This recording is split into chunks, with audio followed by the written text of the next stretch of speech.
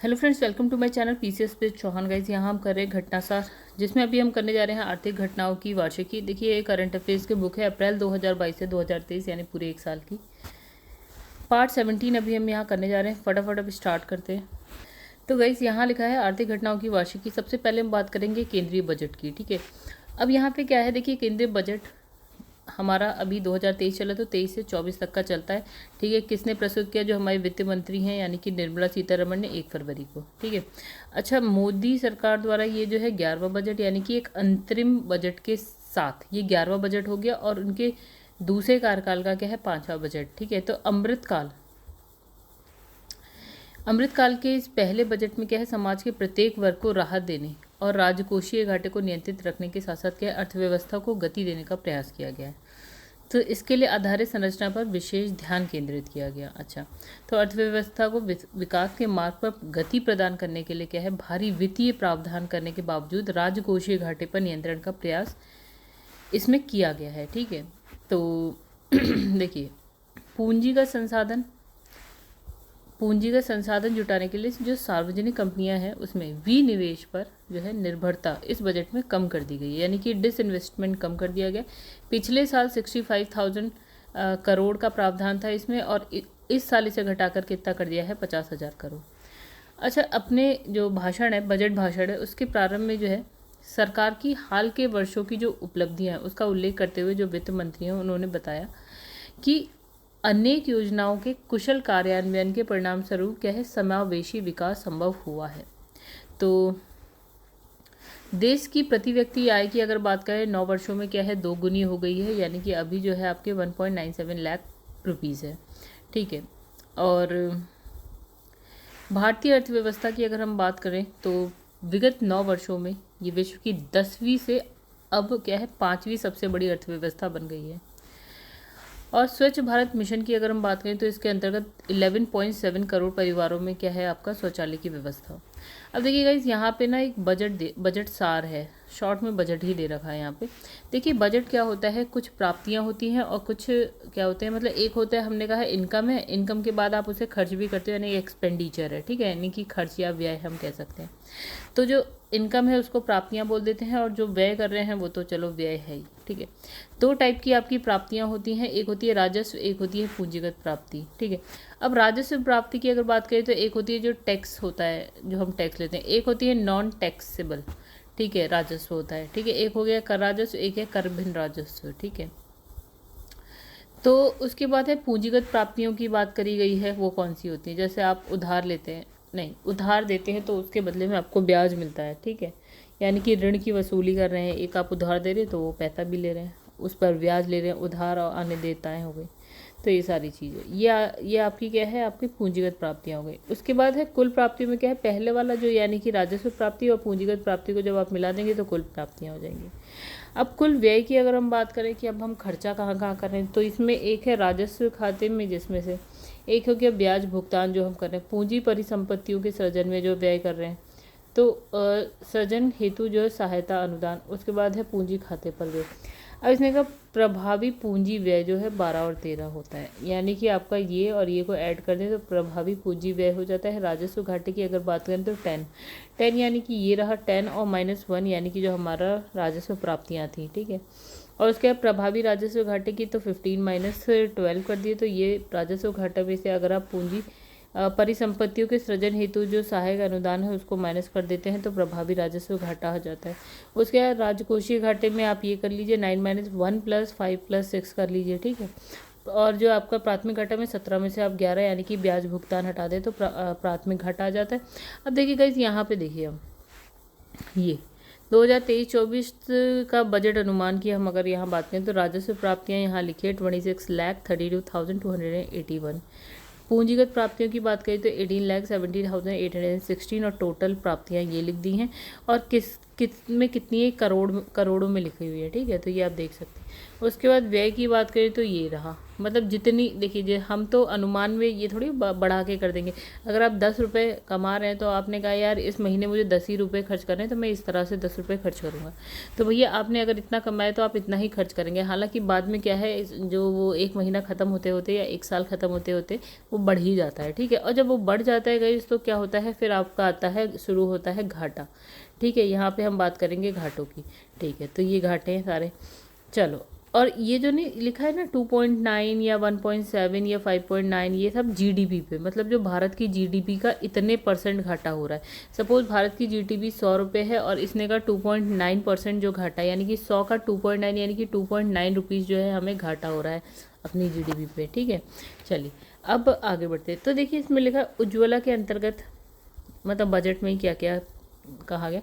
तो उज्ज्वला के अंतर्गत 9.6, अच्छा एक चीज़ और गाइस, 9.6 करोड़ जो है एलपीजी कनेक्शन दिए गए हैं। 102 करोड़ लोगों को 220 करोड़ कोविड टीकाकरण किया गया है, ठीक है। तो ये सब इम्पॉर्टेंट सी बातें हैं थोड़ी थोड़ी। और 47.8 करोड़ जो है पीएम जनधन बैंक खाते हो गए। पीएम सुरक्षा बीमा और पीएम जीवन ज्योति योजना के तहत इतने करोड़ व्यक्तियों के लिए बीमा कवर, और पीएम किसान सम्मान निधि के अंतर्गत इतने करोड़ से अधिक किसानों को जो है 2.2 लाख करोड़ का जो है नगद दिया गया है। तो कितने करोड़ों को दिया गया ये इतना मतलब मत आप ध्यान रखिए। आप ये ध्यान रखिए कि क्या क्या चीज़ों में पैसा दिया गया। तो पीएम जैसे इसमें बात है, पीएम जनधन बैंक खाते हो गए, पीएम सुरक्षा बीमा एवं पीएम ज्योति, ये जो है ना परियोजना या जो भी आपके कार्यक्रम है ना, इनका नाम याद रखिए एक तरीके से, ठीक है। अब कितने करोड़ इतना नहीं पूछ रहा कोई। अब इसमें लिखा है बजट प्रस्ताव प्रस्तुत करने से पहले जो वित्त मंत्री जो है हमारी निर्मला सीतारमण, उन्होंने अपने भाषण में बताया कि ये जो है ना इसमें 7 प्राथमिकता अपनाई गई हैं इस बजट में, ठीक है। तो जो एक दूसरे के पूरक होने के साथ अमृत काल के दौरान हमारा क्या है मार्गदर्शन करेंगे। अच्छा, इसको इन्होंने क्या बोला, जो 7 प्राथमिकता है उसे सप्तऋषि बोला। अभी क्या है 7, एक हो गया समावेशी विकास, एक हो गया अंतिम व्यक्ति तक पहुंच, एक हो गया अवसंरचना निवेश, सक्षमता को सामने लाना, और हरित विकास, युवा शक्ति, वित्तीय क्षेत्र, ठीक है। ये एक बार आप पढ़ लीजिएगा। ये जो प्राथमिकता है उनको ध्यान में रखते हुए क्या है अमृतकाल का ये पहला जो है बजट वित्त मंत्री ने तैयार किया। अच्छा, बजट में सरकार की प्राप्तियों व्यय का समायोजन, क्या प्राप्ति क्या व्यय कैसे समायोजन कर रहे हैं वो। तो अब इसमें लिखा है, इसमें कुल व्यय लिखा है 39,44,990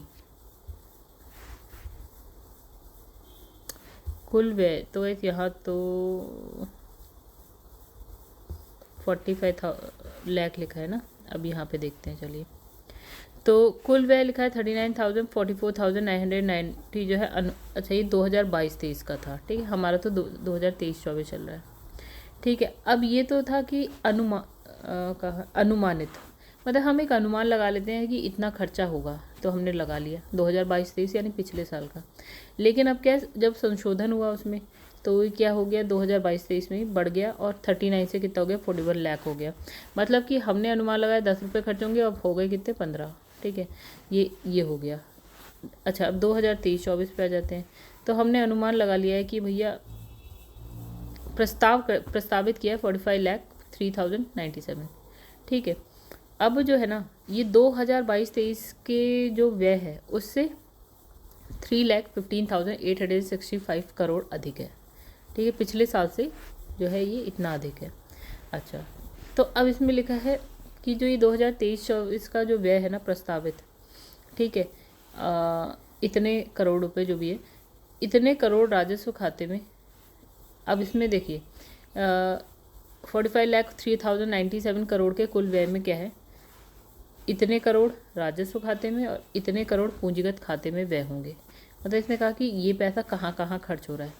तो राजस्व खाते में इतने करोड़ खर्च कर रहे हैं हम, और पूंजीगत खाते में इतने करोड़, कोई नहीं पूछ रहा कितने करोड़, ठीक है।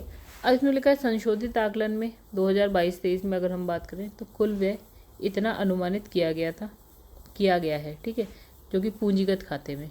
और 2023-24 में वही चीज़ हमारी क्या है, इतने प्रतिशत की वृद्धि होगी पूंजीगत खाते में जो हम व्यय करेंगे।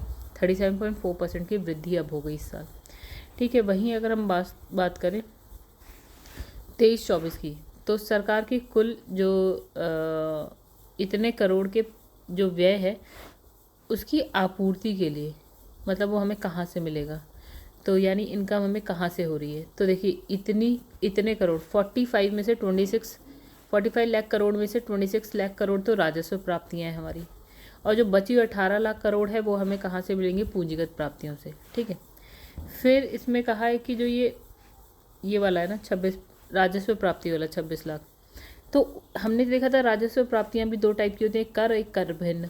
तो जो कर राजस्व है उससे हमें इस 26 लाख में से कितना मिल जाएगा, 23 लाख, और जो कर भिन्न से 3 लाख मिल जाएगा। ठीक है, 3 लाख करोड़। अच्छा, अब यहाँ लिखा है कि 18 लाख करोड़ जो है आपका पूंजीगत प्राप्तियों में, अब पूंजीगत प्राप्तियों से 18 लाख करोड़ हमें मिल रहा है, जिसमें से 23,000 करोड़ जो है ऋण की वसूली से मिल रहा है, 17 लाख के आसपास जो है उधारियों से प्राप्त हो रहा है हमको। मतलब इसने ये सब बता दिया कि कहाँ से हमें कितना मिल रहा है। फिर इसमें लिखा है सार्वजनिक उपक्रमों में क्या है, विनिवेश यानी कि डिसइन्वेस्टमेंट की अगर हम बात करें तो हमें कितना मिला है, 51,000 करोड़ हमने निर्धारित किया है कि इतना हम लेंगे। ठीक है, और क्या है 10,000 करोड़ सार्वजनिक संपत्ति के मौद्रीकरण से प्राप्त करने का लक्ष्य है इस बार। अच्छा, वहीं अगर हम 2022-23 की बात करें तो ये जो विनिवेश से हमने कितने का वो बनाया था, 65,000 करोड़ जुटाने के लिए हमने कहा कि भैया हम इतना शायद जुटा लेंगे, लेकिन जब संशोधन हुआ तो हम सिर्फ 50,000 करोड़ ही जुटा पाए। अब इसने कहा प्राप्ति और व्यय के इन अनुमानों से क्या होता है, 2023-24 में जो राजस्व घाटा है, राजस्व घाटे की अगर हम बात करें तो राजस्व घाटा हमारा ये लिखा है इतने करोड़ रहने का अनुमान बजट में लगाया गया था, जो हमारी जीडीपी का कितना है 2.9%। ठीक है, अब है पूंजी परिसंपत्तियों के सृजन के लिए दिए जाने वाले जो अनुदान को राजस्व व्यय में घटा दें अगर हम, तो राजस्व घाटे की बात हुई। ठीक है, तो घटाने के पश्चात प्रभावी राजस्व घाटा, तो क्या है प्रभावी राजस्व घाटा कितना हुआ फिर हमारा, जीडीपी का 1.7%। ठीक है, तो यहाँ राजस्व घाटे जीडीपी का 3.8% रहने का बजट अनुमान, ये 2022-23 की बात हो रही थी। ठीक है, और संशोधित अनुमान में ये घाटा बढ़ गया यानी कि 4.1% था। वहीं 23-24 की अगर हम बात करें अभी की, तो यहाँ पे है राजकोषीय घाटा इतने करोड़ यानी कि जीडीपी का 5.9%। ठीक है, अब क्या होता है कि कोविड-19 महामारी आई तो सरकार के भारी खर्च के कारण क्या हुआ था 2020-21 में, 21-22 और 22-23 में जो ये जो राजकोषीय घाटा था ना काफ़ी ज़्यादा था। अब 20-21 में तो ये जीडीपी का 9.2% था, फिर 21-22 की बात करें तो 6.7% था। वहीं अगर हम 22-23 की बात करें तो ये 6.4% था। ठीक है, चलिए अब है लक्षित जो राजस्व घाटे में अगर हम बात करें कि 2025 से 26 तक हम इसे कितना कर लेंगे, 4.5% तक कर लेंगे घटाकर। देखिए ये 9.2 से 6.7 आया, फिर 6.4 आ गया, अभी हमारा है कि 2025-26 तक 4.5 कर लें। अब वहीं अगर हम 2023 का जो है प्राथमिक घाटा देखें तो जीडीपी का 2.8% है, 2023-22-23 में ये कितना था 2.8% था। ठीक है, और संशोधित आकलन में 3% हो गया था, मतलब ये अभी देखेंगे तो ये कम हो गया है इस बार। ठीक है, अब यहाँ ब्याज की बात कर लेते हैं। तो जो ब्याज अदायगी है ना, अगर हम बात करें सरकार का सबसे ज़्यादा खर्च कहाँ होता है तो वो होता है ब्याज अदायगी पे। तो यहाँ पे लिखा है 10,79,971 2023-24। वहीं अगर हम 2022-23 की बात करें तो यहाँ पे है 9,40,651। ठीक है, तो चलो इस बार थोड़ा सा यहाँ पे ज़्यादा हो गया, 2023-24 में ज़्यादा हो गया पहले से। अच्छा, अब रक्षा क्षेत्र की बात करें तो गाइस यहाँ पे जो रक्षा क्षेत्र में हमने कितना खर्च किया, 5.94 लाख करोड़ रुपीज़ का हमने वो रखा है आवंटन के लिए, मतलब कितना पैसा हम इसमें लगाएंगे। अच्छा, तो ये जो है ना पिछले साल वाले से 13% अधिक है। ठीक है, और कुल बजट का ये जो है रक्षा क्षेत्र में जो हम व्यय कर रहे हैं वो टोटल बजट का 13.18% है।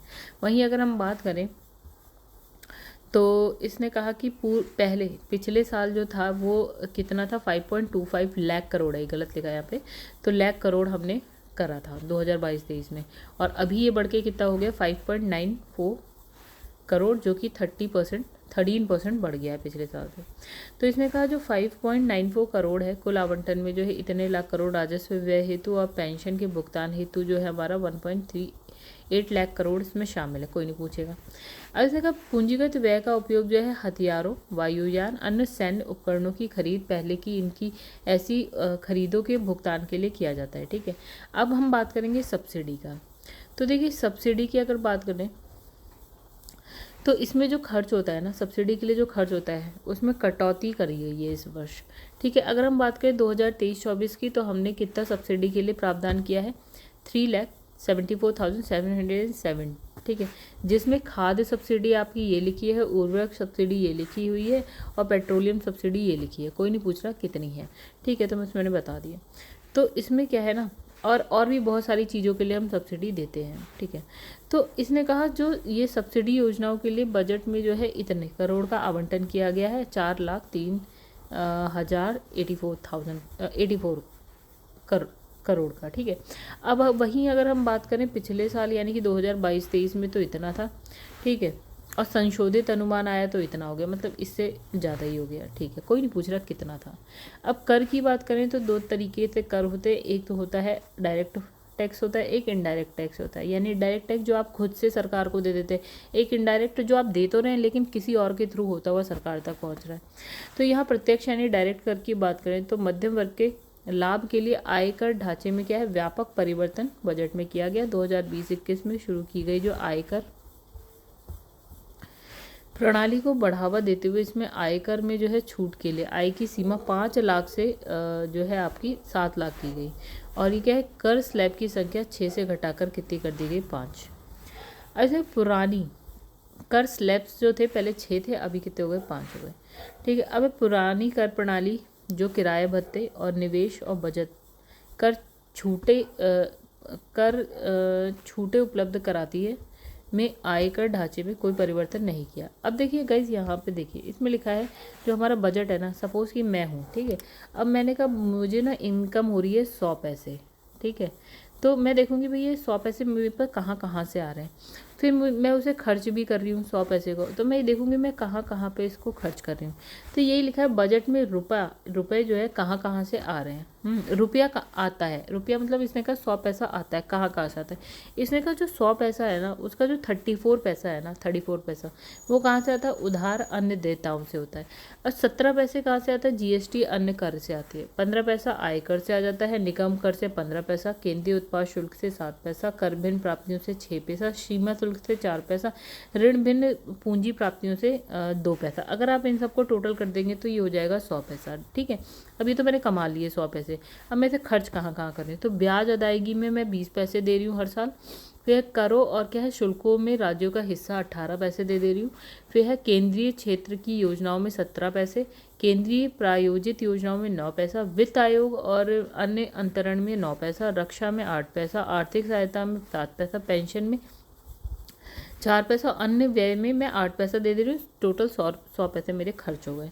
अब इसमें लिखा है जो नई कर प्रणाली है ना उसके अंतर्गत क्या है, 7 लाख तक की आय कर मुक्त है, ठीक है, 7 लाख तक की आय कर मुक्त है, किंतु 7 लाख से 1 रुपये भी अधिक आय होने पर कर योग्य आय की गणना ₹3 लाख से ऊपर की आय पर की जाएगी, ठीक है।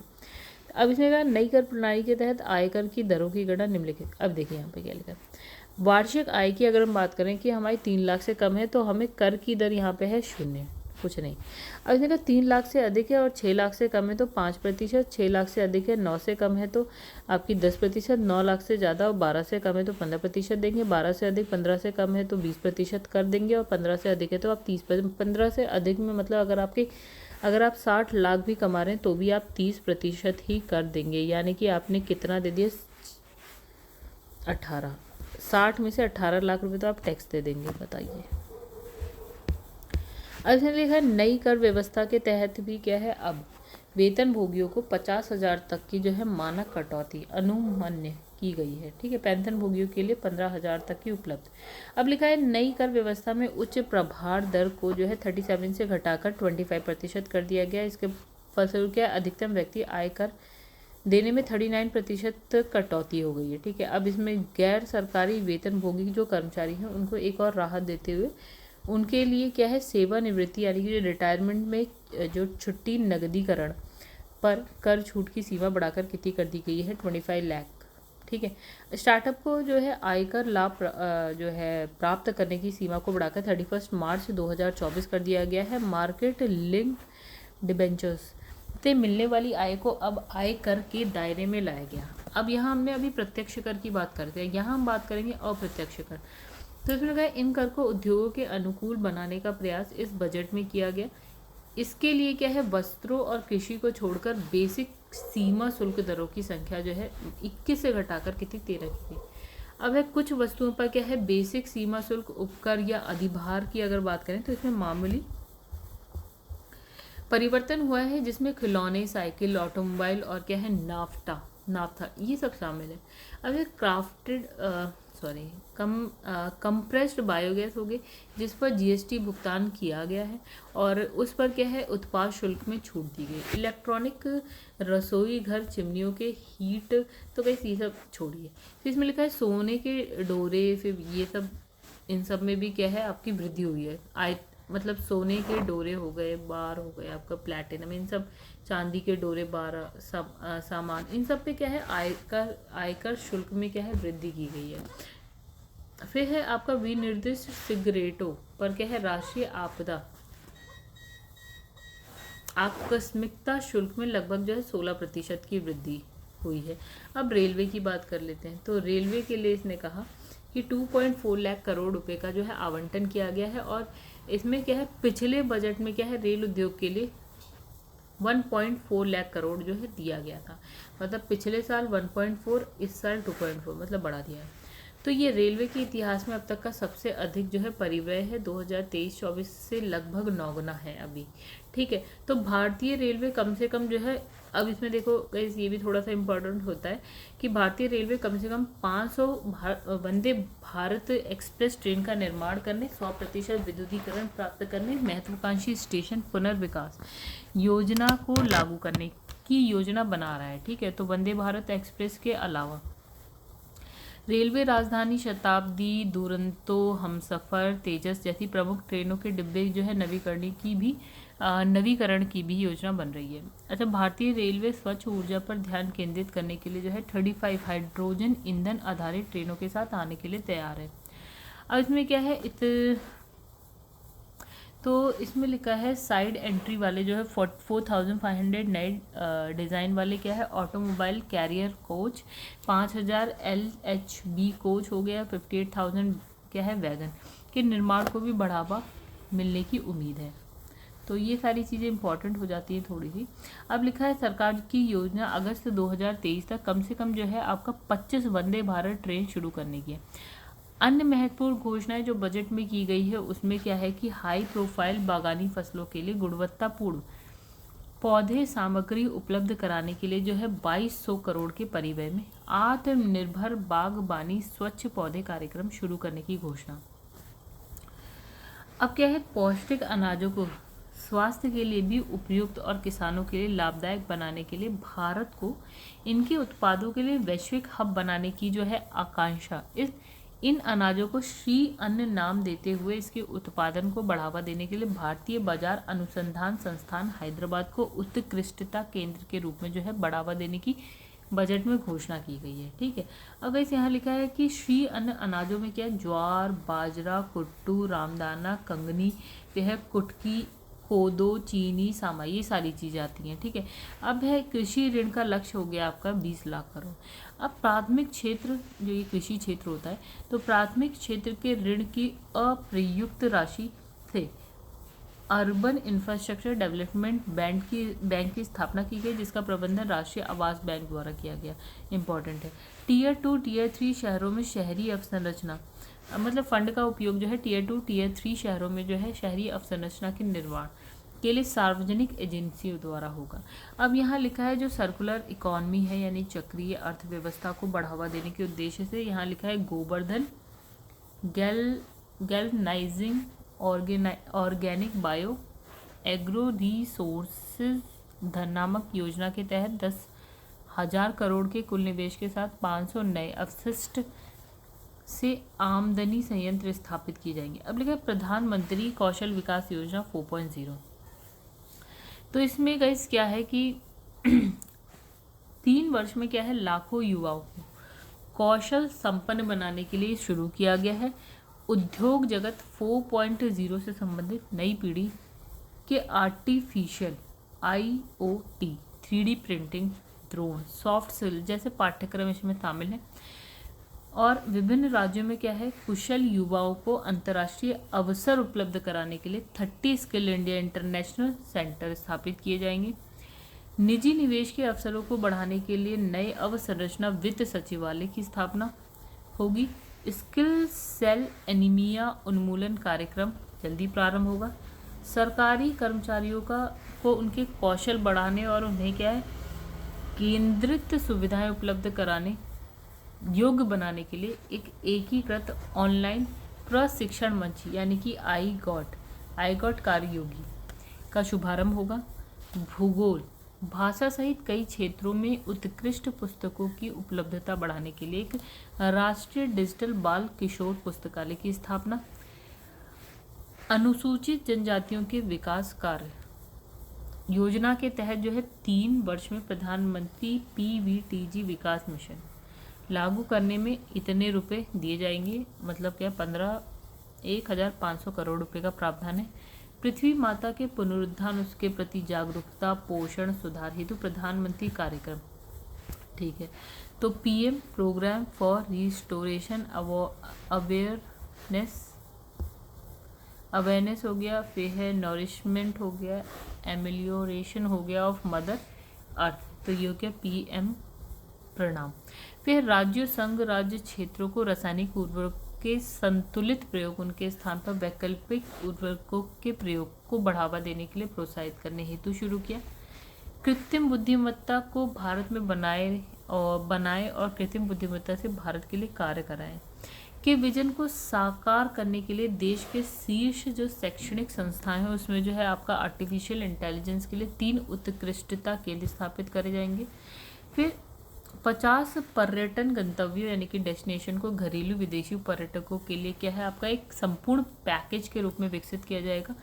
महिलाओं की जो बचत है उस बचतों को प्रोत्साहित करने के लिए आज़ादी के अमृत महोत्सव के उपलक्ष्य में एक नई लघु बचत योजना यानी कि महिला सम्मान बचत प्रमाण पत्र शुरू किया जाएगा 2 वर्ष की अवधि में। इसके लिए क्या है 7.5% ब्याज दर पर 2 लाख तक की जमा की सुविधा इसमें है, ठीक है। फिर है सीमावर्ती जो गांव है उसमें पर्यटन के बुनियादी ढांचों का विकास, वाइब्रेंट विलेज प्रोग्राम के तहत और पर्यटन सुविधा प्रदान की जाएगी। और यह राज्यों को GSDP के 3.5% के राजकोषीय घाटे के अनुमानित होगी, जिसका 0.5% विद्युत क्षेत्र में सुधार से होगा जोड़ा जाएगा, ठीक है। अब इसमें लिखा है 2023-24 के लिए बजट में खर्च अनुमान, देखिए कहाँ पे कितना खर्च हो रहा है, तो गाइस ब्याज में कितना खर्च हो रहा है, इतने करोड़ रुपए, ठीक है। और परिवहन में इतने करोड़, रक्षा में इतने करोड़। आप बस ये देख लीजिए किस में सबसे ज़्यादा हो रहा है, तो ब्याज हम सबसे ज़्यादा दे रहे हैं, फिर परिवहन है, फिर रक्षा है, प्रमुख सब्सिडी है, राज्यों को अंतरण, ग्रामीण विकास, पेंशन, कर प्रशासन, गृह, शिक्षा, ऊर्जा, IT और दूरसंचार, फिर आता है स्वास्थ्य में हम कितना कर रहे हैं देख सकते हैं आप लोग, डेटा आप देख लीजिए खुद से। तो कृषि और संबद्ध कार्यकलाप में, शहरी विकास में, संघ राज्य क्षेत्र में, PM किसान, सामाजिक कल्याण, वाणिज्य और उद्योग, वैज्ञानिक विभाग, विदेश मामले, वित्त, योजना और सांख्यिकी, पूर्वोत्तर का विकास, अन्य, इन सब में टोटल मिला के हमारा जो व्यय हो रहा है वो है 45,03,097 और बता दिया कि किस क्षेत्र में कितना हम व्यय कर रहे हैं, ठीक है। अब यहाँ लिखा है बजट 2023-24 में जो है घोषित नई योजनाओं की बात करें तो अभी जो हम ऊपर पढ़ के आएगा वही चीज़ें हैं, काफ़ी हद तक थोड़ा बहुत नया है, देखते हैं। इसमें लिखा है मिस्टी योजना, तो इसमें क्या है, मिस्टी मतलब समुद्री आवास के परियोजना के लिए मैंग्रोव योजना के तहत क्या है, भारत का जो समुद्र तटीय या फिर आप कहें सॉल्ट पैन भूमि पर मैंग्रोव की सुविधा प्रदान करना। ये जो है मनरेगा, कैंप फंड और अन्य स्रोतों के भी तालमेल के माध्यम से संचालित किया जाएगा।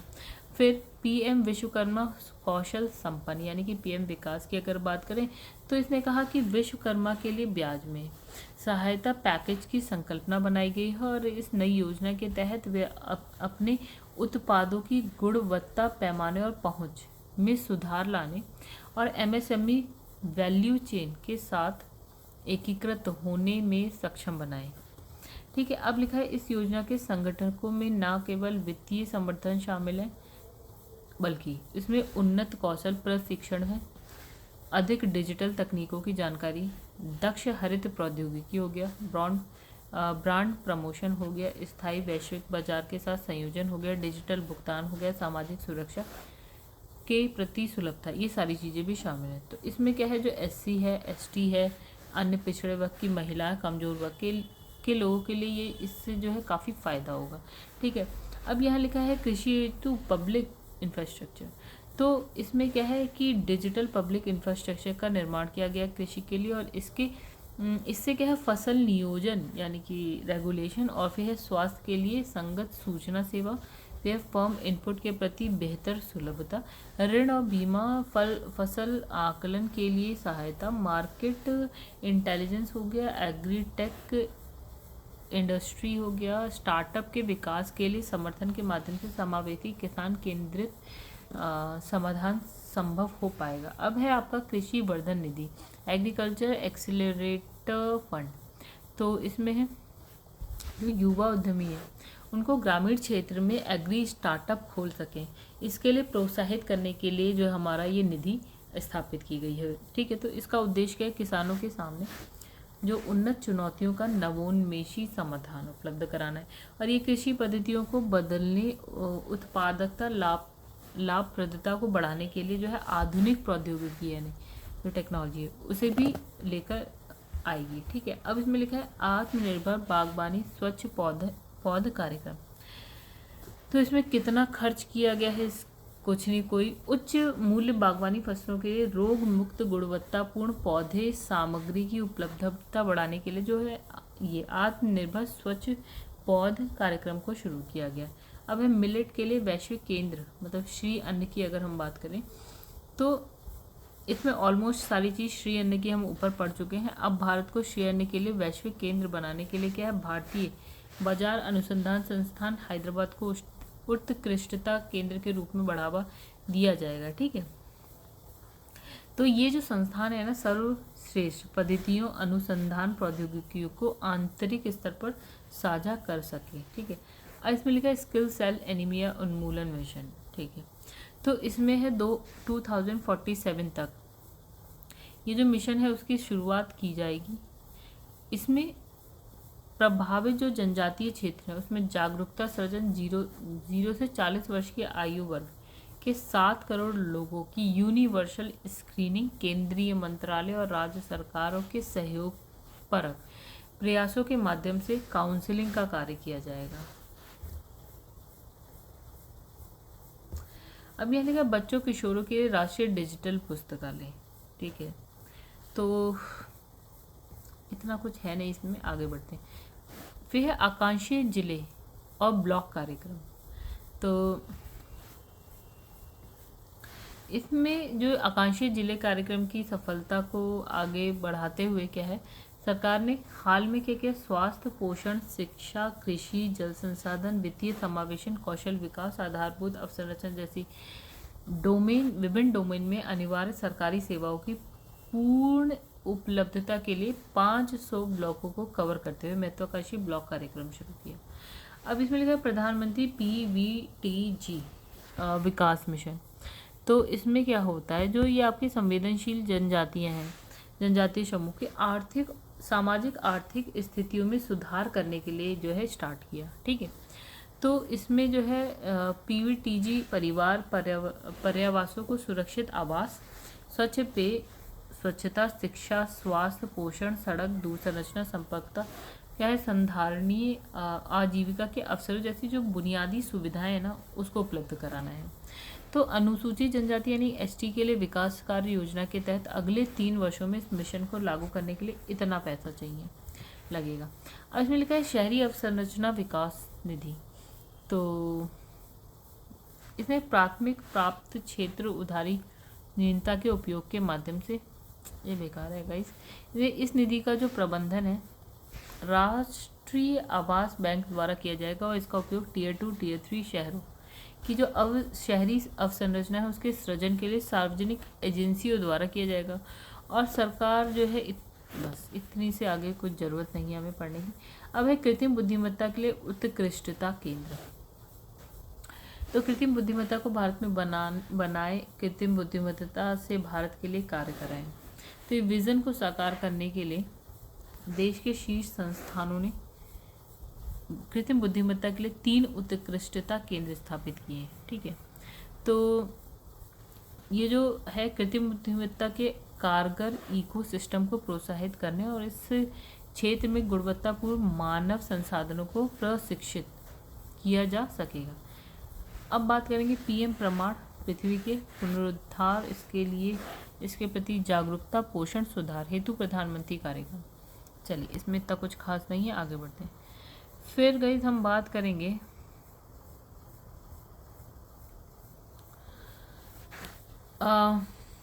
इस योजना का कोई अलग बजट नहीं होगा। उर्वरक विभाग द्वारा संचालित योजनाओं के तहत मौजूदा उर्वरक सब्सिडी की बचत द्वारा जो है वित्त पोषित किया जाएगा इसमें।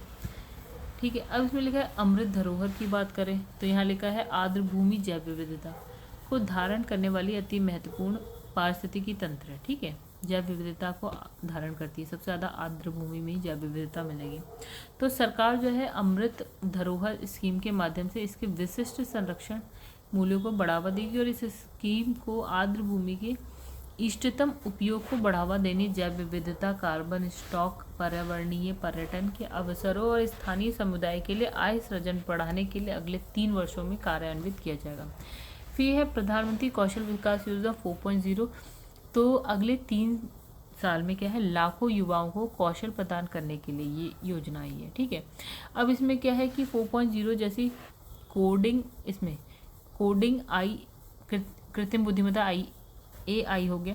ठीक है, फिर है रोबोटिक्स हो गया, फिर है मैकाट्रॉनिक्स हो गया, IoT, 3D printing, drone, soft skill जैसे नए युग के पाठ्यक्रमों को इसमें शामिल किया जाएगा। अंतर्राष्ट्रीय अवसरों के लिए क्या है, कौशल प्रदान करने हेतु अलग अलग राज्यों में 30 जो है स्किल इंडिया इंटरनेशनल सेंटर की स्थापना होगी। अब इसने कहा पर्यटन, देखो अपना देश। ठीक है, इंपॉर्टेंट। तो इसमें क्या है, एकीकृत और नवोन्मेषी दृष्टिकोण से कम जो है 50 गंतव्यों का चैलेंज मोड से चयन किया गया। तो इसमें क्या है, ऐसा है कि इसमें पर्यटक जो है अनुभव को संवर्धित करने के लिए हमने क्या किया, प्रत्यक्ष connectivity, virtual connectivity, tourist guide हो गया, फूड स्ट्रीट हो गया, पर्यटक सुरक्षा के उच्च मानक जैसे पहलुओं के अलावा सभी जो प्रासंगिक पहलुओं को एक एप्लीकेशन है ना, उस पर उपलब्ध करा दिया। तो इसके बाद जितनी भी डेस्टिनेशन है उसके संपूर्ण पैकेज के रूप में जो है विकसित किया गया है। और जो पर्यटन विकास का फोकस घरेलू पर्यटकों और साथ ही साथ विदेशी पर्यटकों पर होगा। ठीक है, अब यहाँ देखिए लिखा है केंद्र सरकार पर 155.8 लाख करोड़ का खर्च। ठीक है, तो इसने कहा कि जो 1 साल के लिखित जवाब में केंद्रीय वित्त मंत्री ने कहा कि ये जानकारी जो है संसद के बजट सत्र में दी। ठीक है, तो फिर 2023 तक जो है आंकड़े रखते हुए उन्होंने बताया कि ये कर्ज जो है फिलहाल देश की GDP का 57.3% के बराबर है और इसमें विदेशी कर्ज जो है वो सिर्फ 7 लाख करोड़ के आसपास है, जो GDP का कितना है 2.6% है। ठीक है, और फिर हम वही बात करें विदेशी कर्ज करीब जो है देश के कुल कर्ज में जो है बाहरी यानी कि विदेशी कर्ज 4.5% है। ठीक है, और GDP का ये कितना है 3.1%। अच्छा, बाहरी कर्ज का बड़ा हिस्सा रियायती दरों पर द्विपक्षीय एजेंसियों के बीच हुए जो समझौते हैं उसके तहत लिया गया और कर्ज के जोखिम की स्थिति के लिहाज से क्या है, देखो तो देश की वित्तीय स्थिति क्या है, सुरक्षित है, मतलब प्रॉब्लम कुछ नहीं है ऐसी। उसके बाद है जो आर्थिक समीक्षा 2022 से, यानी हम बात करेंगे अब देखिए बजट जो होता है 2000 अगले साल का होता है, मतलब आज से लेकर अगले 1 साल तक का होता है। लेकिन जो अगर हम बात करें आर्थिक समीक्षा तो आज से लेकर पिछले 1 साल में हमने क्या किया उसके बारे में हम यहाँ पे बात करते हैं। तो यहाँ लिखा है वित्तीय वर्ष 2023, देखिए तभी यहाँ पे लिखा है 22-23, पिछले 2022 से 23 तक हम क्या हुआ है। तो ये 2022-23 का जो है आर्थिक समीक्षा किसने, वही वित्त मंत्री जो है हमारी निर्मला सीतारमण ने प्रस्तुत किया। कब किया है, देखिए बजट 1 तारीख को आता है, 1 फरवरी को, उससे 1 दिन पहले आर्थिक समीक्षा आती है, तो 31 जनवरी को आ गई। ठीक है, अब इसमें क्या लिखा है, आर्थिक सलाहकार यानी कि श्री वी अनंत नागेश्वरन के नेतृत्व में इसे तैयार किया गया है। ठीक है, और इसमें अर्थव्यवस्था के विभिन्न क्षेत्रों उसके समग्र निष्पादन के साथ अर्थव्यवस्था के समक्ष जो चुनौतियां आदि उन सब का लेखा जोखा दिखाया जाता है, और साथ ही क्या है, अर्थव्यवस्था के प्रमुख क्षेत्रों में जो विकास कार्य हुए हैं उसकी समीक्षा की जाती है। ठीक है, तो अर्थव्यवस्था की स्थिति देश का मध्यावधि विकास परिदृश्य, राजकोषीय विकास हो गया, वैश्विक क्षेत्र, मौद्रिक प्रबंधन, कृषि, उद्योग, सेवा क्षेत्र, इन सब के बारे में आपको इसमें मिल जाएगा। ठीक है, और इसमें लिखा है पहले अध्याय में अर्थव्यवस्था की स्थिति पर प्रकाश डाला। अब इसमें कोविड-19 महामारी के कारण जो है दर्ज की गई जो गिरावट है, रूस यूक्रेन युद्ध के प्रतिकूल प्रभाव के बाद भारतीय अर्थव्यवस्था में अब सभी क्षेत्रों में क्या मिल रहा है, सुधार देखने को मिल रहा है। ठीक है, 2023-24 में अगर हम बात करें तो जीडीपी वृद्धि दर यहाँ पे लिखे 6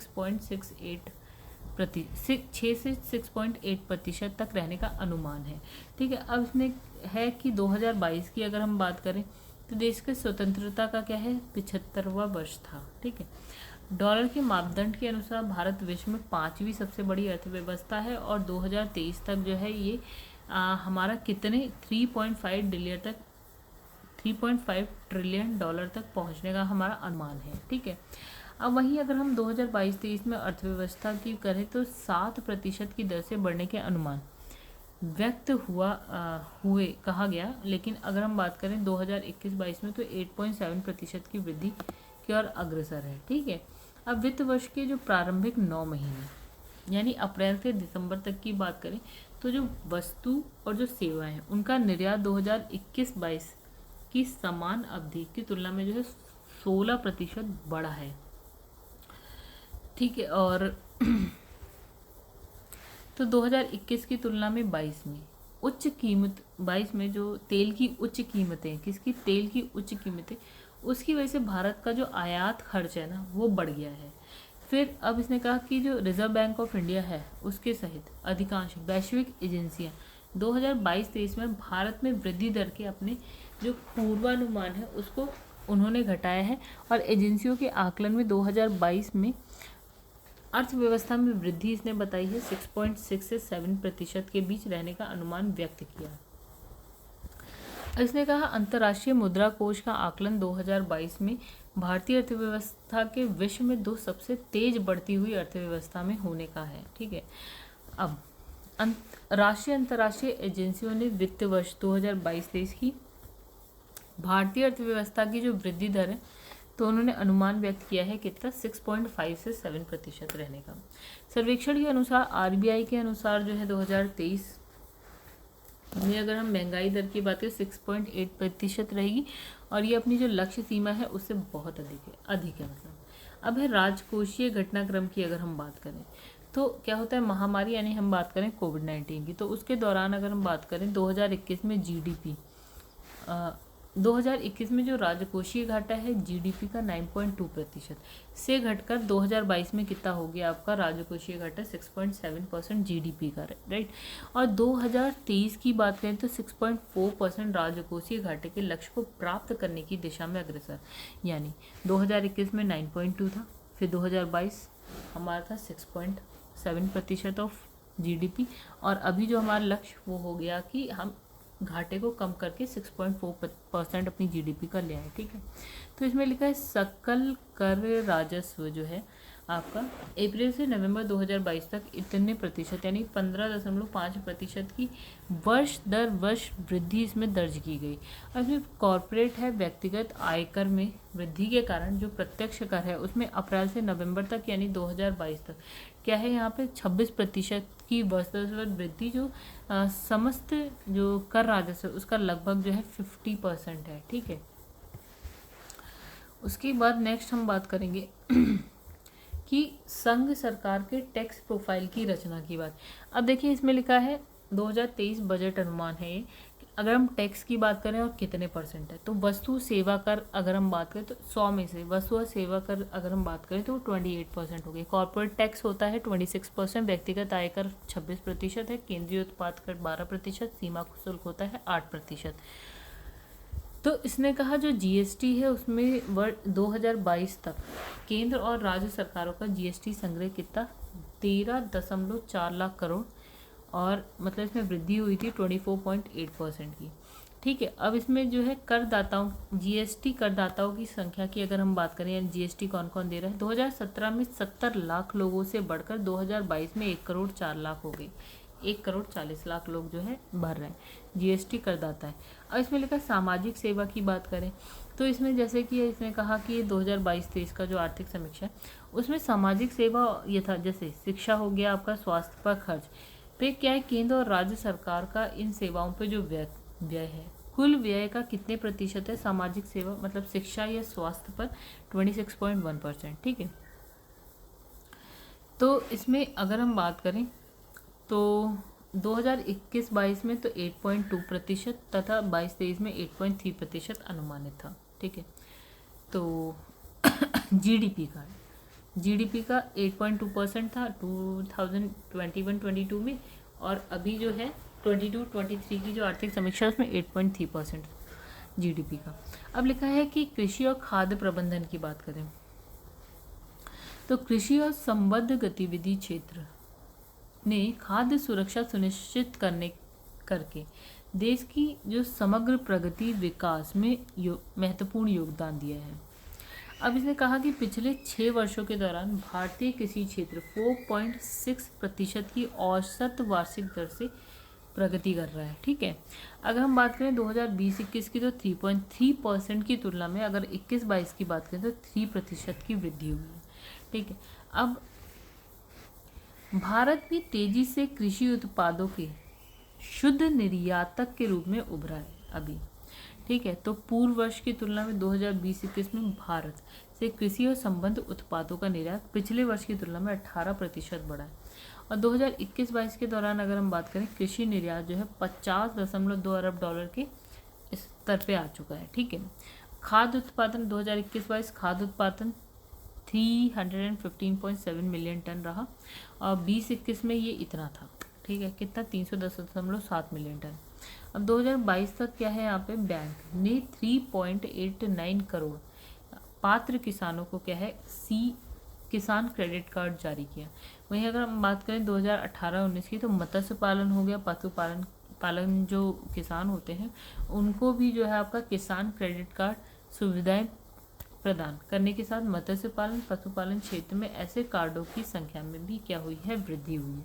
ठीक है। अब 2022 में अगर हम बात करें तो मत्स्य पालन क्षेत्र के लिए 1 लाख, पशुपालन के लिए 9 लाख किसान क्रेडिट कार्ड स्वीकृत किए जा चुके हैं। ठीक है। अब जैविक और प्राकृतिक खेती की बात कर लें, ऑर्गेनिक खेती, नेचुरल खेती की बात करें तो इससे क्या होता है कि जो रासायनिक खाद हो गई, कीटनाशक मुक्त खाद्यान्न या अन्य फसलें प्राप्त होती हैं। ठीक है। मतलब जिसमें रासायनिक खाद और कीटनाशकों का यूज़ नहीं होता है। इससे क्या होता है, मिट्टी का जो स्वास्थ्य बेहतर मतलब अच्छा रहता है, पर्यावरण प्रदूषण कम होता है। भारत में 44.3 लाख जो है जैविक किसान हैं, जो दुनिया में सबसे ज़्यादा है। ठीक है। और इसमें 59.1 लाख हेक्टेयर क्षेत्र जो हम जैविक खेती के लिए यूज़ कर रहे हैं, 2021-22 की बात है। अब सिक्किम की अगर बात करें तो उसने स्वच्छता से क्या है आपकी जैविक खेती को अपनाया है और पूरी तरह से जैविक बनने वाला जो दुनिया का पहला राज्य बन गया, कौन, सिक्किम। अब इसने कहा त्रिपुरा, उत्तराखंड भी मतलब इसी टाइप से आगे बढ़े, अपना लक्ष्य निर्धारित किया है जैविक खेती के लिए। तो इससे क्या होगा, सरकार द्वारा इसमें क्या है, सरकार द्वारा 2 योजनाएं शुरू करी गई हैं। पारंपरिक कृषि विकास योजना पूर्वोत्तर क्षेत्र के लिए जैविक मूल्य श्रृंखला विकास योजना। ठीक है। तो इसमें समीक्षा में सब दिया गया। अब इसने कहा 2023 को क्या है, पौष्टिक अनाजों के लिए अंतर्राष्ट्रीय वर्ष घोषित किया गया, तो इम्पॉर्टेंट हो गए। तो इसमें क्या है, किए जाने के संदर्भ में पौष्टिक अनाजों के उत्पादन पर बल देने की बात भी जो है समीक्षा में की गई है। ठीक है। अब राष्ट्रीय खाद्य सुरक्षा अधिनियम के अंतर्गत क्या होता है कि 1 जनवरी 2023 से लगभग 81.4 करोड़ लाभार्थियों को मुफ्त खाद्यान्न वितरण किया गया। ठीक है। तो ये भी इम्पोर्टेंट है। अब पशुपालन का कुल कृषि GVA में जो है 2020-21 में योगदान देखिए यहाँ लिखा है 30.1% और मत्स्य पालन का हो गया आपका 6.7%, मतलब अच्छा खाता है पशुपालन का। तो अब भारत जहां दुग्ध उत्पादन में पहले स्थान पर आता है, अंडा उत्पादन में तीसरे और मांस उत्पादन में 8वें स्थान पर आता है। अब बात कर लेते हैं उद्योगों की। तो इसमें है कि भारतीय अर्थव्यवस्था में एक प्रमुख स्थान रखते हैं उद्योग। 2011-12 से 20-21 के दौरान अगर हम बात करें जीडीपी में इसका जो योगदान है वो 31% का है, और इसमें जो है 12.1 करोड़ से अधिक लोगों को जो है रोजगार मिला हुआ है। तो 2022-23 में अगर हम कहें तो उसकी जो पहले 6 महीने थे, तो उसमें क्या होता है कि जो औद्योगिक क्षेत्र है उसमें जो समग्र सकल मूल्य संवर्धन जो है इसका 3.7% रहा। ठीक है। अब विनिर्माण क्षेत्र की बात करें तो एफडीआई अंतर्प्रवाह 2021 में है $12.1 बिलियन, और 2022 में बढ़कर कितना हो गया $21.3 बिलियन। ये बड़ी बात है। एमएसएमई की बात करें तो समग्र जीवीए में इसका जो योगदान है 2018 में कितना था 29.3% था, बढ़कर 2020 में 30.5% हो गया। अब महामारी के आर्थिक प्रभाव के कारण क्या होता है 2021 में जो है इसकी जो हिस्सेदारी है वो कितनी घटकर हो गई थी 26.8%। ठीक है। और 2020 तक क्या है घरेलू इलेक्ट्रॉनिक उद्योग का मूल्य 118 बिलियन अमेरिकी डॉलर हो गया था। मोबाइल फोन खंड में भारत वैश्विक स्तर पर दूसरा सबसे बड़ा मोबाइल फोन निर्माता बन गया है। घरेलू औषधि बाजार का मूल्य 2021 में 41 बिलियन अमेरिकी डॉलर से 2024 तक जो है 65 बिलियन अमेरिकी डॉलर बढ़ाने की संभावना है। अब यात्रा के आधार पर औषधि उत्पादों के उत्पादन में भारत दुनिया के तीसरे और मूल्य के हिसाब से जो है 14वें स्थान पर है। भारत वैश्विक स्तर पर जेनेरिक दवाओं का सबसे बड़ा प्रदाता है, और मात्रा के अनुसार अगर हम बात करें तो वैश्विक आपूर्ति में इसकी जो हिस्सेदारी है वो 20% है। 2022 तक भारत दुनिया का तीसरा सबसे बड़ा ऑटोमोबाइल बाजार बन जाएगा। अब हम बात करें विनिर्माण क्षेत्र के विदेशी प्रत्यक्ष निवेश की। देखिए इसमें है कि जो विनिर्माण सेक्टर है उसमें क्या है एफडीआई में लचीलापन रहा। ठीक है। इस आर्थिक समीक्षा में तो इसके बावजूद क्या होता है कि हाल ही के वर्षों में इसमें क्या देखी गई वृद्धि। अच्छा 2020-21 में 12.01 अरब डॉलर से 2021-22 में 21.3 अरब डॉलर हुआ है एफडीआई। ठीक है। अब 2022-23 की बात करें तो उसकी पहली 6 महीने में क्या होता है कि एफडीआई अधिक रहा किस क्षेत्र में, तो इसमें क्या कंप्यूटर सॉफ्टवेयर हार्डवेयर में सबसे ज़्यादा रहा। ठीक है। और अप्रैल से सितंबर 2023 की अगर हम बात करें तो एफडीआई के विभिन्न क्षेत्रों के देखिए वितरण इसमें दे रखे हैं। क्या देखिए एफडीआई किस में कितने, अगर 100% है तो उसमें से जो है आपका 34% एफडीआई किस में आता है कंप्यूटर सॉफ्टवेयर हार्डवेयर में। सेवाओं की बात करें तो 22% है एफडीआई, दूरसंचार में 4%, व्यापार में आपका 18%, ऑटोमोबाइल में 5%, फिर है कंस्ट्रक्शन एक्टिविटीज़ में 5 हो गया, रसायन उर्वरकों के अतिरिक्त 7% है, मतलब इसमें उर्वरकों को इंक्लूड नहीं किया है। फिर ड्रग्स एंड फार्मास्यूटिकल 4 और अन्य में 1 और टोटल मिला दिया है तो ये हो गया हमारा 100% एफडीआई। अब आ जाते हैं हम लोग सेवा क्षेत्र में। तो जैसे वर्ष 2021 में जो है भारत 10 शीर्ष 10 सेवा निर्यातक देशों में शामिल हो गया। ठीक है। जिससे क्या होता है कि सेवा व्यापार क्षेत्र में एक प्रमुख राष्ट्र बन गया ये, और जिसने क्या है विश्व वाणिज्यिक सेवाओं के निर्यात में अपनी हिस्सेदारी को 2015 के 3% से बढ़ाकर जो है 2021 में 4% कर लिया। तो इसका विभिन्न क्षेत्रों में विदेशी निवेश के लिए उदारीकरण की नीति के तहत क्या है दूरसंचार सहित आधारित संरचना प्रदाताओं के लिए ऑटोमेटिक रूट से जो है 100% तक विदेशी निवेश की अनुमति दी गई है। ठीक है। अच्छा तो 2021-22 में तेजी से वापसी की है भारत ने सेवा क्षेत्र में, और पिछले वर्ष क्या है 7.8% संकुचन की तुलना में क्या है 8.4% की दर से बढ़ा है। ठीक है। फिर है अंकटाड की वर्ल्ड इन्वेस्टमेंट रिपोर्ट 2022 के आधार पर अगर हम बात करें तो 2021 के दौरान क्या है 84.8 अरब डॉलर के अंतर प्रवाह के साथ भारत जो है एफडीआई प्राप्तकर्ता देश में 7वें नंबर पे है, और इसकी जो राशि की अगर हम बात करें तो 7.1 अरब डॉलर का निवेश हुआ है सेवा क्षेत्र में। ठीक है। तो सेवाओं में बीमा उपक्षेत्र में तेजी से बढ़ते हुए समीक्षा में बताया गया कि भारतीय बीमा क्षेत्र एक महत्वपूर्ण मोड़ पर है और भारत अगले 10 साल में वैश्विक बीमा उद्योग के विकास में मुख्य वाहकों में से एक होगा। ठीक है, फिर गाइस यहाँ पे क्या लिखा है कि समीक्षा के अनुसार भारतीय बीमा बाजार दुनिया में 10वां बड़ा बाजार है और 2032 में 6वां हो जाएगा, 10 से 6 पे आ जाएंगे। और किसको हम पीछे कर देंगे? जर्मनी, कनाडा, इटली, दक्षिण कोरिया को पीछे कर देंगे। अब इसने कहा है इरडा ने सार्वभौमिक बीमा मिशन शुरू किया। ठीक है, इसमें क्या है, बीमा के क्षेत्र में उल्लेखनीय वृद्धि होने की संभावना है। और मिशन का उद्देश्य है जब भारत उद्देश्य है कि जब भारत 2047 में अपनी स्वतंत्रता के 100वां वर्ष मना रहा होगा, तब भारत के पास उपयुक्त जीवन स्वास्थ्य संपत्ति बीमा रहे और हर उद्यम उपयुक्त बीमा समाधान द्वारा सुरक्षित रहे। ठीक है, अब बात करें भारत से जो निर्यात हो रहा है ना, निर्यात की, तो क्या 2022-23 की जो रिपोर्ट है उसमें तो निर्यात मशीनरी में है, ट्रांसपोर्ट में है, विनिर्मित वस्तु है, खनिज ईंधन, स्नेहक, कृषि संबद्ध उत्पाद हो गए, और उसके बाद है रसायन संबद्ध उत्पाद हो गए, रत्न है, आभूषण, इस सब का निर्यात कर रहा है। ठीक है, और आयात अगर हम बात करें तो पेट्रोलियम स्नेहक हो गया, पूंजीगत वस्तु हो गया, अलोह खनिज हो गया, रासायनिक तत्व, यौगिक, मोती, बहुमूल्य अर्ध बहुमूल्य पत्थर, ये सब हो गए। ठीक है, फिर उसके बाद कहीं हम कुछ छोड़ के आए हैं, तो अब यहाँ लिखा है भारत के प्रमुख देशों के साथ आयात। तो भारत जो आयात करता है सबसे ज़्यादा चाइना से करता है, 13.8% करता है। ठीक है, चाइना से 7.5 यूएई से करता है, 6.9 अमेरिका से प्रतिशत अमेरिका से करता है, 5.9% सऊदी अरब से करता है, 5.9% रशिया से करता है। ये टॉप 5 हमने बता दिया। और निर्यात सबसे ज़्यादा कहाँ करता है? अमेरिका में 17.8% करता है, यूएई में 7, नीदरलैंड में 4.1, चीन में 3.3, बांग्लादेश में 2.7% करता है।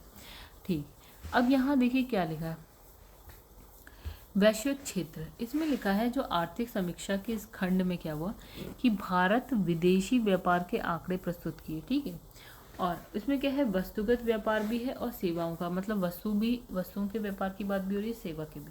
तो इसमें क्या है, जो वस्तुगत निर्यातों में भारत की हिस्सेदारी कितनी है? 2019 में 1.7% थी और 2020 में घटकर हो गई आपकी 1.6%, और 2021 की अगर बात करें तो 1.8% रही। ठीक है, तो यहाँ देख लेते हैं हम थोड़ा सा इसमें क्या कहानी है। अब इसमें लिखा है निर्यात निष्पादन, ठीक है, प्रतिशत में बात हो रही है 2019, 20, 21 की। तो विश्व वस्तुगत निर्यात की अगर बात करें तो 1.7 2019 में था, मतलब विश्व वस्तुगत निर्यात में जो हिस्सेदारी है उसकी अगर हम बात करें तो 1.7% 2019 में था, 2020 में 1.6 और 2021 में बढ़ गया और 1.8 हो गया। मतलब यहाँ से यहाँ कम हुआ, फिर यहाँ से यहाँ फिर बढ़ गया। अब विश्व व्यापारिक सेवाओं में निर्यात की हिस्सेदारी की बात करें तो 3.54 मतलब बढ़ा। फिर है विश्व वस्तुगत और सेवा निर्यात में अगर हम बात करें हिस्सेदारी तो 2.1, 2.1 एंड 2.2 देख सकते हैं आप। फिर आयात की बात करते हैं। ठीक है, अभी हम निर्यात की बात कर रहे हैं। तो आयात की विश्व वस्तुगत आयात है विश्व वाणिज्यिक सेवा में आयात आप देख सकते हैं यहाँ और यहाँ। ठीक है, पहले वस्तुगत आयात की बात 2.5 था 2019, 2020 2.1 है, 2021 में 2.5 है। और विश्व वस्तुगत वाणिज्यिक सेवा की में आयात की हिस्सेदारी देखिए 3.0, 3.2, 3.5। फिर विश्व वस्तुगत सेवा आयात में हिस्सेदारी की बात 2.6, 2.3 एंड 2.7। पहले यहाँ से कम हुआ फिर यहाँ से ज़्यादा। फिर विश्व व्यापार में भारत का स्थान। ठीक है, अब यहाँ लिखा है वस्तुगत निर्यात 18 और 21, वस्तुगत आयात में 10 और 2020 में था 14, स्थान बता रहे हैं। फिर सेवा निर्यात की बात करें भारत का स्थान 8 था, फिर यहाँ 2020 में हो गए 7। फिर यहाँ पे सेवा आयात में 10 और 10 ही रहा स्थान। ठीक है, आगे बढ़ते हैं। अब इसमें यहाँ लिखा है कि इसके साथ ही जो हम पढ़े थे इनमें सेवा के वैश्विक निर्यात में जो भारत की हिस्सेदारी 2019 में 3.5%, 2020-21 में 4% थी। ठीक है, अब यहाँ देखिए सेवा निर्यात 3.5%, 4% एंड 4%, ये थी। ठीक है, तो अब इससे वस्तु सेवाओं के कुल वैश्विक निर्यात में भारत की हिस्सेदारी 2019-20 2.1% और 2021 में 2.2%। ठीक है, तो यहाँ पे वही चीज़ें लिखी हैं, इसमें कुछ नया नहीं लिखा, आगे बढ़ते हैं।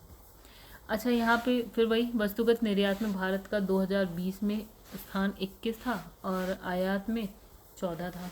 तो 2020 का देख लीजिएगा, 21 था और 14 था स्थान। ठीक है, ये वही जो आपका टेबल है उस वही चीज़ यहाँ पे लिख दी है, आप एक बार खुद से। अब इसने कहा है भारत पर जो है बाह्य ऋण की स्थिति पर प्रकाश डालें। तो बताया गया कि 2021 में अगर हम बात करें बाह्य ऋण 602.9 अरब डॉलर था और अंतिम आंकड़ों के अनुसार 2022 में ये 610.5 अरब डॉलर का है। ठीक है, अब भारत के बाह्य ऋण की प्रमुख हिस्सेदारी जो है अमेरिकी डॉलर में, मतलब ज़्यादातर हमने जो लिया अमेरिकी डॉलर में, यानी कि 55.5% लिया।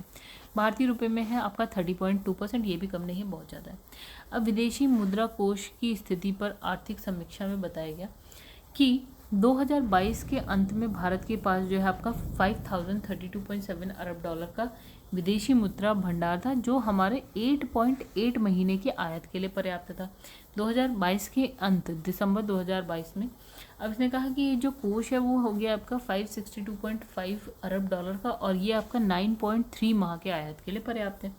अब इसने कहा कि अंतर्राष्ट्रीय मुद्रा कोष के आंकड़ों के हवाले के से समीक्षा में बताया गया कि नवंबर 2022 के अंत में विदेशी मुद्रा कोष के मामले में भारत जो है विश्व में 6ठे स्थान पर है। अब 2022 में भारत के प्रमुख एफडीआई स्रोत की बात करें तो एफडीआई कहाँ से आ रहा है? सबसे ज़्यादा सिंगापुर से आ रहा है 37%, फिर मॉरिशस 12.1%, यूएई 11% एंड अमेरिका 10%। ठीक है, अब वहीं पे आप विप्रेषण की बात करें तो भारत का इतने मिलियन डॉलर है। ठीक है, तो यहाँ पे भारत जो है 100 मिलियन डॉलर का कर रहा है, Mexico 60 million dollar, China 51 million dollar, फिर फिलीपींस 38 मिलियन डॉलर और मिस्र जो है आपका 32 मिलियन डॉलर। मतलब 2022 के दौरान शीर्ष रेमिटेंस प्राप्तकर्ता देश है, तो भारत 100 मिलियन डॉलर करता है। फिर इसमें लिखा आर्थिक समीक्षा 2022-23 के प्रमुख बिंदु। तो इसने कहा इंपॉर्टेंट है, देखिए थोड़ा सा, भारत दुनिया में सबसे तेजी से बढ़ने वाली अर्थव्यवस्था बना हुआ है। ठीक है, तो भारत क्रय शक्ति में तीसरी, विनिमय दर के मामले में 5वीं सबसे बड़ी अर्थव्यवस्था है। भारतीय रिजर्व बैंक ने क्या करा, बताया है कि जो मुद्रा 2022-23 में मुद्रास्फीति दर जो है 6.8% होने का अनुमान बताया है। ठीक है, फिर उसके बाद 2022-23 में जो है विकास दर 7% रहने का अनुमान, 2023-24 में जीडीपी का 6 से लेकर 6.8 रहने का अनुमान। फिर इसने कहा है अगले वित्त वर्ष के दौरान क्या है, मौजूदा कीमतों पर जीडीपी वृद्धि दर जो है आपका 11% रहने का अनुमान है। सेवा क्षेत्र 2021-22 में सेवा क्षेत्र 8.4% से बढ़कर 2022-23 में 9.1% बढ़ने की संभावना। ई कॉमर्स बाजार वर्ष 2022 में वार्षिक जो है 12% की दर से बढ़ेगा। भारत में फिनटेक अपनाने की दर जो है आपका 85% है और इस दर के साथ भारत वैश्विक स्तर पर शीर्ष पर है और भारत दुनिया में एफडीआई का 7वां सबसे बड़ा प्राप्तकर्ता देश है। भारत दुनिया का जो है 7वां सबसे बड़ा सेवा निर्यातक है और 2022 में भारत का जो है सेवा निर्यात 254.5 बिलियन अमेरिकी डॉलर था। और अगर आर्थिक समीक्षा 2022-23 के अनुसार महाराष्ट्र में देश में सर्वाधिक सहकारी समितियां हैं। ठीक है, फिर भारत विश्व में कच्चे इस्पात के उत्पादन में दूसरे स्थान पे है। मेडिकल टूरिज्म इंडेक्स के अनुसार जो है अगर हम बात करें तो 2021 में भारत वैश्विक स्तर पर 10वें स्थान पे रहा।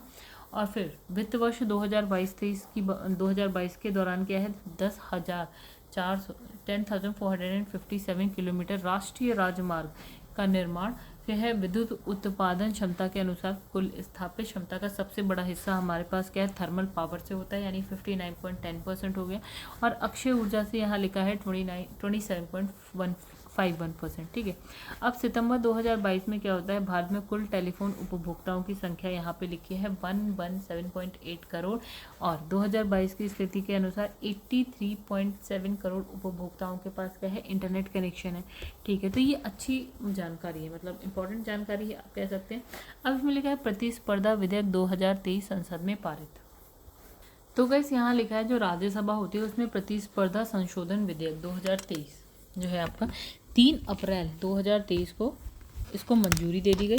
अच्छा, उद्देश्य की बात करें तो अर्थव्यवस्था में बदलाव के साथ संरेखित करने के लिए 2 दशक यानी कि 20 साल में क्या है, एंटी ट्रस्ट कानून को आधुनिक बनाना है। ठीक है, उद्देश्य प्रतिस्पर्धा अधिनियम 2002 को संशोधित करना, जो प्रतिस्पर्धा उपभोक्ता हितों पर प्रतिकूल प्रभाव डालने वाली प्रथाओं को रोकने के लिए भारतीय प्रतिस्पर्धा आयोग को क्या है, अधिकृत करता है। ठीक है, तो गाइस ये इस पैराग्राफ में ऐसा कुछ बहुत इंपॉर्टेंट नहीं है, आगे बढ़ते हैं। इसमें लिखा है जो इसमें इसके प्रमुख बिंदुओं की बात करें तो देखिए जो ये 2023 वाला है ना, अभी जो हुआ है पारित हो गया, तो 2002 का था ये। ठीक है, तो इसमें जो चेंजेस हुए उसमें लिखा है कि भारत में क्या है, अविश्वास और प्रतिस्पर्धा कानूनों को नियंत्रित करता है, जो ये संशोधन हुआ है इसमें ना।